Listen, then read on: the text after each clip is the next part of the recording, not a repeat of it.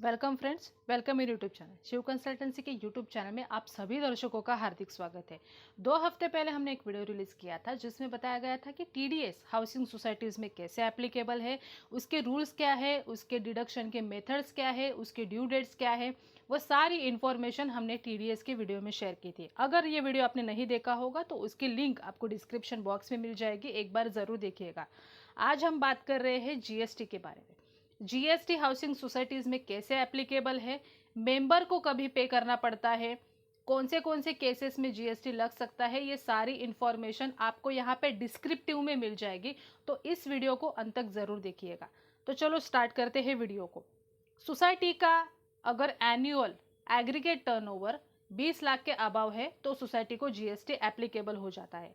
अभी aggregate turnover में society को जितने भी सोर्स ऑफ इनकम है, मीन्स सोसाइटी का जो मेंटेनेंस कलेक्शन है, मेंटेनेंस कलेक्शन में अगर पार्किंग नॉन ऑक्यूपेंसी चार्जेस का भी थोड़ा सा रेशो ज़्यादा है। सेकेंडली, अगर सोसाइटी ने अपना लैंड या अपना प्रीमाइसेस में से कौन सी भी जगह रेंट के लिए दी है, मीन्स मोबाइल टावर के लिए दी है या कोई एडवर्टाइजमेंट के लिए दिया है, या फिर सोसाइटी के पास खुद का एक पार्टी हॉल है जिसको वो रेंट पे दे के उससे भी थोड़ा सा इनकम सोर्सेस करती है, या स्विमिंग पूल है और उसके प्लेस पे भी थोड़ा सा वो लोग सोर्स ऑफ इनकम जनरेट करते हैं, तो ये सारा जो कलेक्शन है ये सारा आ जाता है एग्रीगेट टर्नओवर में। और अगर ये पूरा मिला के 20 लाख के अबाव जाता है तो सोसाइटी को जीएसटी एप्लीकेबल हो जाता है। एक बार देख लेते हैं कि कौन से केस में एप्लीकेबल होता है, कौन से केस में नहीं, और मेंबर को कभी लग सकता है, मेंबर को कभी नहीं लग सकता है। अगर सोसाइटी का इनकम सिर्फ 20 लाख या 20 लाख से कम है और मेंबर का मेंटेनेंस 7,500 या 7,500 के ऊपर है तो उस केस में सोसाइटी को भी नहीं जीएसटी लगता है और इवन मेंबर को भी जीएसटी नहीं लगता है। सेकेंड केस में अगर सोसाइटी का 20 लाख तक है या फिर 20 लाख से कम है लेकिन सोसाइटी के मेंबर है, उनका मेंटेनेंस 7,500 के ऊपर है, तो उस केस में भी नहीं लगता है। और मेन क्या है कि अगर सोसाइटी का इनकम 20 लाख के ऊपर है और मेंबर का भी मेंटेनेंस 7,500 के ऊपर जाता है तो उस केस में सोसाइटी को तो लगता ही है, मेंबर को भी जीएसटी लगेगा। थोड़ा सा और डिस्क्रिप्टिव यहाँ पे आपको समझ में आ जाएगा कि मैं एग्रीगेट वैल्यू और एग्जैक्टली किसके बारे में बात करें। अभी जैसे अगर आप टेबल में देख रहे होंगे तो अप्रैल 23 से लेके मार्च 24 तक अगर मेरा पोटेंशियल जो इनकम है सोसाइटी का, वो मेंटेनेंस कलेक्शन अगर 20 लाख को टच नहीं करता है, एवरी मंथ 20 लाख को टच नहीं करता है, मीन्स अगर आपने पहला वाला कॉलम में देखा होगा तो 19,92 मीन्स उस केस में जीएसटी एप्लीकेबल नहीं होगा। लेकिन सेकेंड वाला अगर कॉलम में आप देखोगे तो उसमें 20 लाख के अबव जाता है पूरा जो इनकम है वो, तो उस केस में सोसाइटी को जीएसटी एप्लीकेबल हो सकता है। अभी थर्ड केस में मेंबर को कैसे एप्लीकेबल होता है कि अगर सोसाइटी को जीएसटी एप्लीकेबल हो गया और मेंबर का मेंटेनेंस जो है वो 7,500 के ऊपर गया, मतलब 7,550 ₹50 भी ऊपर गया, तो उस केस में मेंबर को भी लगेगा। हाँ, लेकिन इस केस में कैसा है, और थोड़ा से उसमें कुछ एग्जेम्पशन है कि जिस जिस केस में नॉन एप्लीकेबिलिटी भी गवर्नमेंट ने बताई है तो उसको जानना तो बहुत ही इंपॉर्टेंट है। तो इस टेबल को आप थोड़ा ध्यान से देखिएगा। जितना भी कलेक्शन गवर्नमेंट करता है, प्रॉपर्टी टैक्स से या वाटर चार्जेस से, एने टैक्स तो अभी फिलहाल होल्ड पे है, लेकिन एने टैक्स के टूवर्ड्स जितने भी कलेक्शन गवर्नमेंट टैक्स के स्वरूप में करता है तो उस केस में उन्होंने एग्जेम्पशन दिया है, मीन्स उस केस में जीएसटी एप्लीकेबल नहीं होता है। अगर वो छोड़ के बाकी का जितना भी कलेक्शन है उसका अमाउंट सपोज आपका 7,500 को टच नहीं करता है, 7,500 तक नहीं जाता है, तो उस केस में मेंबर को जीएसटी अपने सेल बिल में, मतलब अपने मेंटेनेंस बिल में नहीं लगेगा। लेकिन अगर इंटरेस्ट, मतलब सोसाइटी का जो मेंबर है उसने पे नहीं किया और उस केस में उसको इंटरेस्ट लग गया, तो उस केस में हो सकता है उसका अगर वो क्रॉस हो गया तो उसमें जीएसटी लग सकता है। और अभी सेकेंड केस में कभी कभी लोगों को ये भी क्वेश्चन आता है कि मेरा जो घर का एरिया है पूरा और मेरा जो नेबर है उसके घर का जो पूरा एरिया है, दोनों भी सेम है, तो उस केस में मुझे जीएसटी लग रहा है, उसको जीएसटी नहीं लग रहा है, तो उस केस में क्या एग्जैक्टली डिफरेंस है। तो अगर आप ये दोनों कॉलम्स देखोगे, मेंटेनेंस बिल 1 और मेंटेनेंस बिल 2, तो उसमें आपको थोड़ा सा डिफरेंस और समझ में आ जाएगा।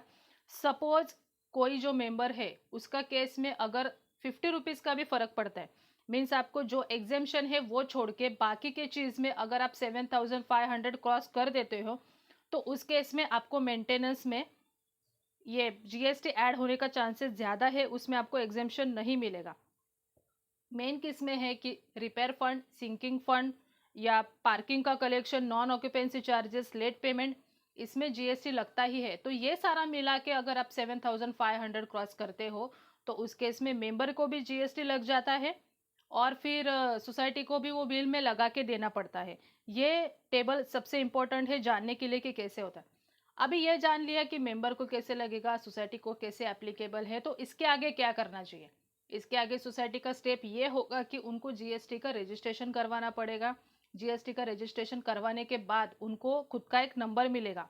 वो नंबर आप ज़्यादातर देखोगे तो उस केस में आपका जो सोसाइटी का पैन कार्ड है वो पैन कार्ड से कनेक्टेड ही रहता है, जिसमें पैन कार्ड के जो 10 डिजिट है वो 10 को नीचे लेके ही उसका आपको जीएसटी नंबर बना के मिलता है। मीन्स अगर आप ये वाला स्लाइड देख रहे हो तो उसमें दिखेगा कि आपका स्टेट का कोड पहले आता है। जैसे महाराष्ट्र का 27 है तो 27 से सारे जीएसटी नंबर स्टार्ट होते हैं। बीच में सोसाइटी का जो पैन नंबर है वो पैन नंबर बीच में आएगा और बाकी के एंटाइटी भी बाद में आएगा। तो इस केस में आपको जीएसटी नंबर आपके सोसाइटी का मिल जाएगा। फिर जब भी आपका नेक्स्ट स्टेप ये रहेगा, एक बार आपका जीएसटी का रजिस्ट्रेशन हो गया, आपका नंबर आ गया, तो जब भी आप वेंडर से इंटरेक्शन करते हैं, मीन्स अगर आप किसी को पेमेंट कर रहे हैं या किसी से पेमेंट ले रहे हैं, अगर आप पेमेंट ले रहे हैं तो मेंबर्स को अगर एप्लीकेबल है तो आपको सेल बिल में लगा के देना पड़ेगा, मीन्स मेंटेनेंस बिल में डाल के देना पड़ेगा। और अगर आप वेंडर को पेमेंट कर रहे हो तो आपको उसको अपना जीएसटी नंबर बिना भूले देना है, ताकि जब भी जीएसटी का रिटर्न फाइल करेगा आपका सीए या अकाउंटेंट जो भी करेगा, तो वो फाइल करते समय वो जीएसटी का नंबर वहाँ पे साइड पे रिफ्लेक्ट होता है और आपको उसको मैच करना ज़रूरी पड़ता है। अगर नहीं है तो उस केस में आपको भी बेनिफिट कुछ नहीं होगा और वेंडर तो ऐसे ही आपका जीएसटी लेके जाएगा। क्योंकि ये अगर पैसा आपका है तो बाद में आप उसका आईटीसी क्रेडिट वगैरह ले सकते हो, आप उसको एक्सपेंसेस में यूज़ कर सकते हो, वो सारा सोसाइटी को बेनिफिट बाद में मिल जाता है। अभी कभी कभी लोगों को ये भी एक लगता है कि जीएसटी नंबर लेना चाहिए कि नहीं लेना चाहिए, उसमें थोड़ी सी दुविधा है। ये सोसाइटी का इंटरनल डिसीजन है कि उनको करना है कि नहीं करना है। कोई कोई सोसाइटी का जो टावर वगैरह है या अदर इनकम है तो उस केस में उनको करना ही पड़ता है। और कोई कोई सोसाइटी जो है वो अगर 20 लाख को थोड़ा सा भी टच कर रही है तो वो आप बेटर है कि आप जो गवर्नमेंट को है वो पे करें प्रॉपरली और आप उसके बेनिफिट भी ले जीएसटी के जितने हैं। तो ये सारा आप कमिटी में डिसीजन ले सकते हैं, ये आपके ऊपर डिपेंड है। ये वीडियो अगर आपको पसंद आया होगा, अगर इससे रिलेटेड आपको कुछ भी क्वेश्चंस होगा तो आप हमें कमेंट बॉक्स में डाल के पूछ सकते हैं। एक छोटी सी रिक्वेस्ट, अगर आप पहली बार हमारे चैनल पे आए होंगे तो हमारे चैनल को लाइक करना और सब्सक्राइब करना ना भूलें। अगर ये वीडियो भी आपको पसंद आया होगा तो आपके दोस्तों के साथ शेयर करना ना भूलें। So thank you for watching this video.